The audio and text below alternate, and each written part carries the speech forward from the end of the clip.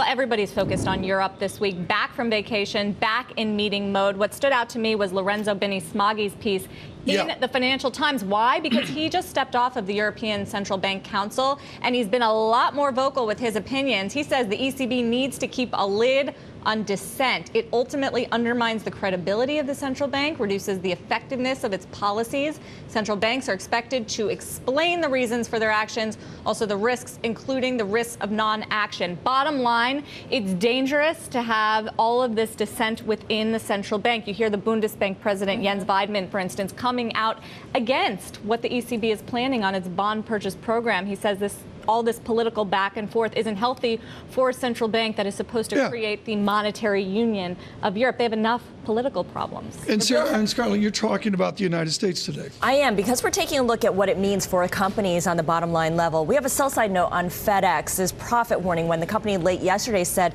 it projected its first quarterly decline in profit in almost 3 years.